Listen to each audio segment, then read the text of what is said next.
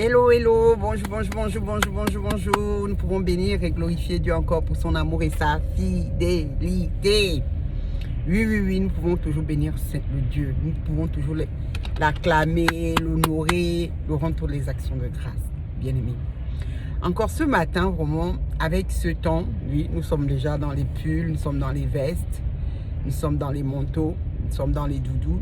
Mais il y a une chose qu'il faut remarquer avec ce temps, c'est vraiment pour passer une autre saison. Et pour passer cette saison, nous prenons soin de nous. Mais pas seulement physiquement, il faut s'y prendre spirituellement, c'est important. Le Seigneur pouvait me mettre, le Saint-Esprit pouvait me mettre dans la pensée. Bon, pour ceux qui se demandent pourquoi je parle du Saint-Esprit, le Saint-Esprit, c'est l'Esprit de Dieu, pour ceux qui ne connaissent pas. Et pour vous qui voyez cette vidéo et qui ne connaissez pas Dieu, c'est l'occasion de venir à Dieu et de se réconcilier vraiment avec Dieu par Jésus-Christ. En faisant cette prière de dire, Seigneur Jésus, je t'accepte comme sauveur et Seigneur de ma vie.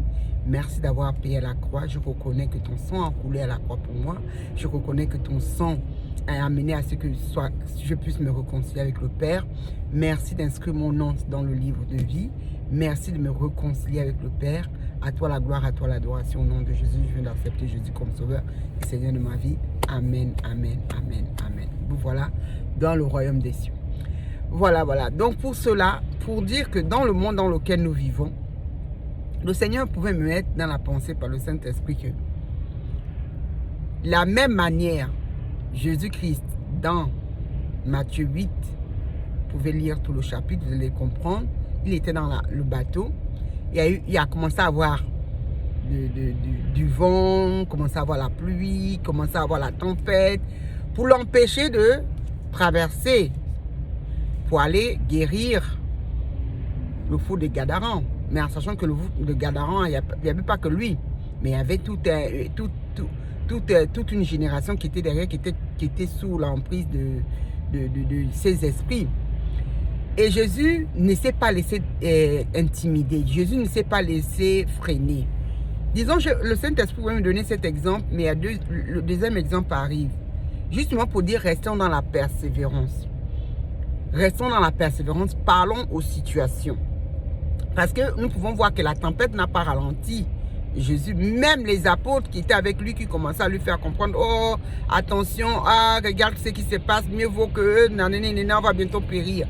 Mais Jésus n'a pas paniqué. C'est-à-dire que ça arrive que, et autour de nous, il y a des personnes qui peuvent nous ralentir. Il y a des personnes pourront, en pensant faire de notre bien, pour dire, attends, non, c'est pas encore le moment, ou bien, non. Soyons persévérants dans ce que nous voulons faire. Et nous pouvons encore voir le deuxième exemple dans Jean 9, où cet aveugle de naissance, Jésus-Christ a fait quoi aussi? Pareil, il ne s'est pas laissé, il pouvait parler directement aux yeux, mais il savait qu'il fallait laver les yeux de ce monsieur. Il a pris quoi? Ses crachats, il a pris la boue.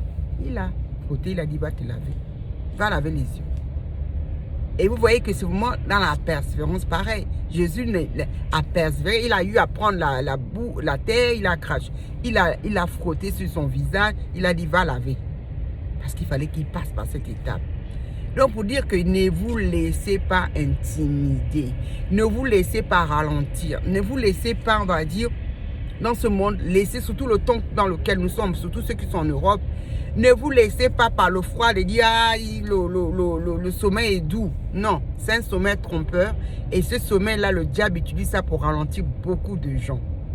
Beaucoup de gens sont ralentis par le sommeil que vous voyez là. C'est un sommeil, si vous ne savez pas que le diable passe par ce genre de sommeil-là pour ralentir, pour tromper les gens, prenez garde. Donc vraiment, levez-vous, prenez soin de vous.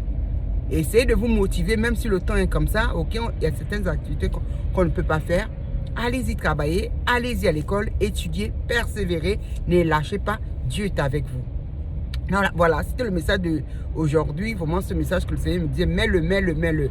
Et surtout de rester dans l'obéissance à Christ. Parce qu'il faut dire, les gens pourront peut-être comprendre déjà ce message. Non. Dieu lui-même, il renouvelle ses bontés chaque matin. Chaque matin, Dieu renouvelle ses bontés. De la même manière, chaque matin, il nous amène l'occasion de parler, de s'exprimer, de respirer, d'avoir la santé, ainsi de suite. ça n'empêche pas que nous puissions continuer à pouvoir donner ce genre de message pour la seule gloire de Dieu. Voilà, voilà. Sur ce, je vous souhaite de passer une très belle journée. Paix et grâce dans l'amour infiniment grand de Christ pour nous tous. Bisous, bisous, bisous. À bientôt.